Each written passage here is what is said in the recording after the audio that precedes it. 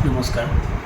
আপুনি কেতিয়াবা অনুভৱ কৰিছেনে যে অকলশৰে এটা দীঘলীয়া বাটত খোজকাঢ়ি গৈ থাকোঁতে বহুত ভাল ভাল চিন্তা আপোনাৰ মনৰ মাজেৰে পাৰ হৈ গৈছে? কেতিয়াবা অকলশৰে থাকোঁতে নিৰলে, কেতিয়াবা নদীৰ পাৰত, কেতিয়াবা গছৰ তলত, কেতিয়াবা ঘৰত চকীখন লৈ অকলশৰে বহি থাকোঁতে কেতিয়াবা আপুনি বহুত ভাল চিন্তা কৰিছে। জীৱনৰ ভুলবোৰ আপুনি অনুভৱ কৰিছে, জীৱনৰ সফলতাবিলাক কেতিয়াবা অনুভৱ কৰিছে, কেতিয়াবা মটিভেট হৈছে, কেতিয়াবা ডিমটিভেট হৈছে। যেন আপুনি যেতিয়াই অকলশৰে থাকে তেতিয়া আপোনাৰ মনলৈ প্ৰকৃত সত্য চিন্তা ভাৱনাবোৰ আপোনাৰ মনৰ মাজত থিতাপি লয়।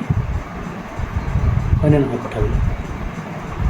ত' অকলশৰীয়া কেনেকুৱা এটা সময় যে যিটো সময়ত আপোনাৰ মনৰ গভীৰতম সুচিন্তাবিলাক ক্ৰিয়া কৰে। কাৰণ অকলশৰে আমি যেতিয়াই থাকোঁ তেতিয়াই আমাৰ মনত গভীৰতম চিন্তাবিলাক উদয় হয়। কাৰণ অকলশৰীয়া এনেকুৱা এটা সময় হয় যিটো আমি নিজক স্বাধীনভাৱে, অকলশৰীয়া এনেকুৱা এটা সময় হয় যিটো সময়ত আমি প্ৰকৃত স্বাধীনতা লাভ কৰোঁ নিজৰ মাজত। আপুনি সমাজে বান্ধি দিয়া নিয়ম, সমাজৰ কম্পিটিশ্যন, সমাজৰ বিভিন্ন ধৰণৰ ট্ৰাবুল, EMI ষ্টেটাছ, সেইবিলাকৰ দুনিয়াত আপুনি নিজক পাহৰি পেলাইছে। আপুনি হেৰাই গৈছে সেইবিলাকৰ মাজত।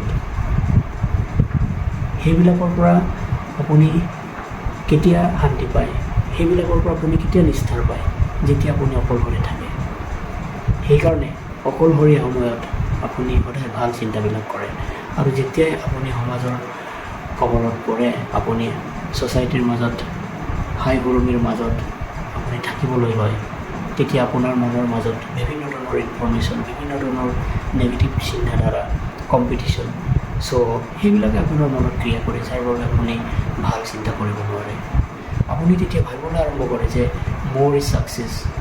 তাৰমানে আপোনাৰ যিমান বেছি থাকিব, আপুনি যিমান বেছি ধুনীয়া হ'ব, আপুনি যিমান বেছি মানুহক দেখুৱাব পাৰিব, সেইটোকে আপুনি সফলতা বুলি ভাবি লয়। কিন্তু আপোনাৰ যিমান বেছি থাকিব, আপুনি সিমানেই বেছি পৰাধীন হৈ গৈ থাকিব। আপুনি প্ৰকৃত সুখৰ পৰা বঞ্চিত হৈ গৈ থাকিব। কম থকা মানে আপুনি স্বাধীন, আপুনি বেছি স্বাধীন হোৱা বুজায়। আপোনাৰ যিমান কম থাকিব, আপুনি সিমানেই বেছি স্বাধীনতা লাভ কৰিব নিজৰ জীৱনৰ প্ৰতি। আৰু আপুনি অত্যাধিক যিমান বস্তু সংগ্ৰহ কৰি গৈ থাকিব, আপোনাৰ মনত ইমানেই নেগেটিভিটি ক্ৰিয়েট হ'ব, আপোনাৰ ভয় শংকা, আপুনি যেন এটা ইৰেশ্যনেল হৈ যাব। আপুনি জীৱনত আপুনি ৰেষ্টলেছ হৈ যাব। মই কোৱা নাই যে আপোনাৰ যিমান আছে সেইটোকে লৈ আপুনি জীৱনটো অতিবাহিত কৰক। মই কৈছোঁ যে মিনিমেলিজমৰ কথা। আপোনাৰ যিমান প্ৰয়োজন আপুনি সিমানখিনিয়ে সংগ্ৰহ কৰক। আপুনি যদি সংগ্ৰহ কৰিবই লাগে বা আপুনি সংগ্ৰহ কৰিম বুলি ভাবিছে, যেতিয়া আপুনি নিজৰ মন মগজু উচিত সুবিচাৰবিলাক আপুনি সংগ্ৰহ কৰক। আপোনাৰ আন্তৰিক শক্তি আপুনি শক্তিশালী কৰক। আপুনি প্ৰকৃত সুপ্ত ভাৱনাক জাগ্ৰত কৰিবলৈ চেষ্টা কৰক। সেইটো আপোনাৰ প্ৰকৃত সম্পদ আৰু আপোনাৰ সেইটোৱে আপোনাৰ প্ৰাকৃতিক অংগ হয়। প্ৰকৃতিয়ে কেতিয়াও অত্যাধিক ব্যৱহাৰ নকৰে। প্ৰকৃতিয়ে অত্যাধিকতা কেতিয়াও বিশ্বাস নকৰে। প্ৰকৃতিত ইমানবোৰ বস্তু আছে, তথাপিও বহুত আৰু ইমানেই পাৰফেকশ্যনৰ সৈতে সুশৃংখলাবদ্ধভাৱে সিটোৱে সিটোক খাপ খুৱাই লয়। সেইটো বস্তুটো বহুত আচৰিতজনক। হয়নে নহয় কথাবিলাক? নদীয়ে কেতিয়াও খৰধৰ নকৰে, পক্ষীয়ে কেতিয়াও হুলস্থুল নকৰে, সূৰ্যই কেতিয়াও নিজে থকাৰ প্ৰমাণ নকৰে, তথাপিও ইমান পাৰফেক্ট। মানুহ সদায় নিজতে ব্যস্ত হৈ থাকে, কিন্তু প্ৰকৃতিয়ে কেতিয়াবা নিজতে ব্যস্ত হোৱা দেখিছেনে আপুনি? মানুহে যদিও নিজতে ব্যস্ত, তথাপিও মানুহ কিয় ইমান ৰেষ্টলেছ? মানুহ কিয় ইমান অশান্তি? কিয় ইমান দুখত বহিবলগীয়া হয়? কাৰণ মানুহে অত্যাধিক আশা কৰে। মানুহে অত্যাধিক সংগ্ৰহ কৰিব বিচাৰে। সেই সমাজখনত আপুনি সদায় মিছ ইনফৰ্মেশ্যন পাব। আপুনি প্ৰকৃত জীৱনৰ পৰা লাহে লাহে আঁতৰি যাবলৈ আৰম্ভ কৰিছে। সেইকাৰণেই যে আপুনি বেছি বিচাৰিছে। আপুনি জ্ঞান আহৰণ কৰক, আপোনাৰ জীৱনটো উচ্চতম শিখৰলৈ আপুনি লৈ যাওক। কিন্তু আপুনি অত্যাধিক ব্যৱহাৰ কৰা, অত্যাধিক আশা কৰা, সেইটো ত্যাগ কৰক। আপুনি স্বাধীনতাত গুৰুত্ব দিয়ক। মই কৈছোঁ আপোনাৰ যিমান কম থাকিব, আপুনি সিমানেই স্বাধীনতা অনুভৱ কৰিব। সেইটো নহয় যে আপুনি দুখীয়া, আপুনি ধনী হওক। আপোনাক মই জাষ্ট কৈছোঁ যে আপুনি নিজকে স্বাধীনতা অনুভৱ কৰক। আপুনি নিজৰ মাজত স্বাধীনতা অনুভৱ কৰক। 1845 চনত এজন দাৰ্শনিক আছিলে, যাৰ নাম শুনিছে আপোনালোকে, হেনৰি ডেভিড থ'ৰ। তাৰ ৱাৰ্ল্ড নামৰ কিতাপখন পঢ়িব আপোনালোকে। তেওঁ সমাজৰ পৰা আঁতৰি গৈছিলে আৰু ৱাৰ্ল্ড ফ্ৰণ্ট বুলি এখন কাঠৰ ঘৰ, এখন হাজী জংঘলত বসবাস কৰিবলৈ আৰম্ভ কৰিলে।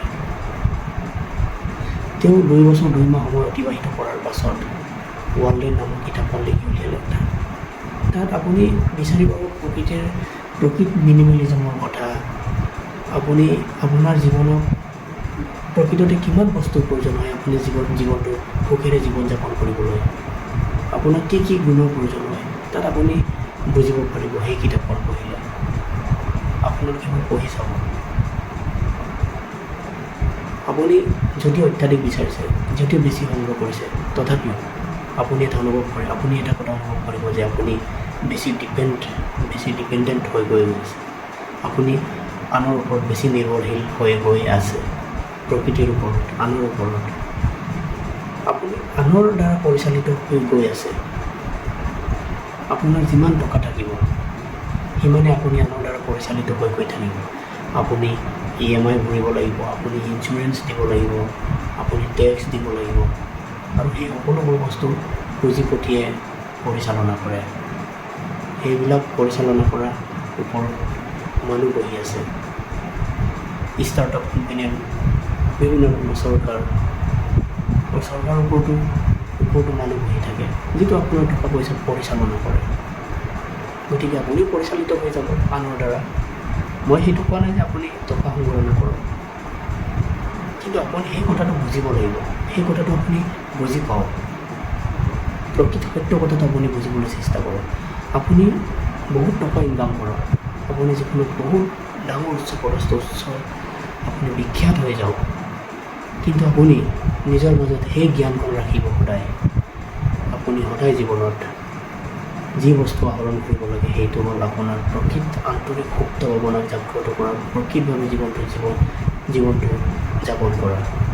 আপুনি সেই সত্য কথাটো যদি বুজিবলৈ আৰম্ভ কৰে, তেনেহ'লে আপুনি প্ৰকৃতিৰ লগত আপুনি খাপ খুৱাই জীৱনটো অতিবাহিত কৰিব, যিটো এতিয়া বিশ্বৰ কাৰণে খুবেই প্ৰয়োজনীয়। বৰ্তমান পৃথিৱীত এইটো বহুত প্ৰয়োজনীয় হৈ পৰিছে। এই AI পৃথিৱীত আপুনি বা মই, আমি সকলোৱে এদিন নহয় এদিন ফাইট কৰিব লাগিব। মানৱ জাতিৰ অস্তিত্ব এদিন হেৰাই যাব।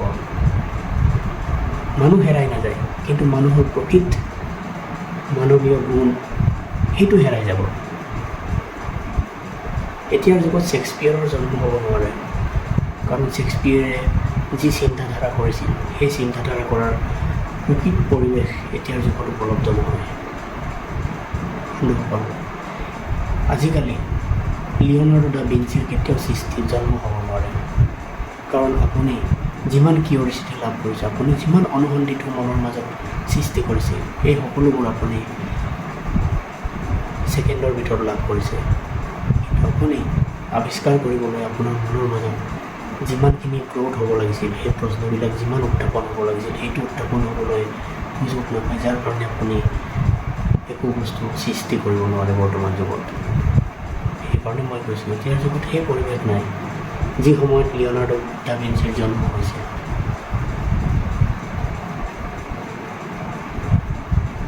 বন্ধুসকল, আমি লাহে লাহে সেই মানৱীয় পৰিৱেশবিলাক হেৰুৱাই পেলাইছোঁ। সেই বস্তুটো আমাৰ কাৰণে ভাল নে বেয়া, সেই কথাটো মই ক'বলৈ নাযাওঁ। এইটোতো ভাল, বহুত ভাল, কিন্তু মই বেয়া দিশবিলাকক, ভৱিষ্যত আহিবলগীয়া বেয়া দিশবিলাকৰ পৰা আপোনালোকক সচেতন হ'বলৈ মই এই ভিডিঅ' বনাইছোঁ বা আগলৈ মই বনাই থাকিম। আমি প্ৰকৃতিক আৰু মানৱ জাতিক ৰক্ষা কৰিব লাগিব বন্ধুসকল। সেই আন্দোলন আপোনাৰ পৰা ব্যক্তিগতভাৱে সৃষ্টি হ'ব পাৰে বন্ধুসকল। আজিলৈ ইমানে, ধন্যবাদ।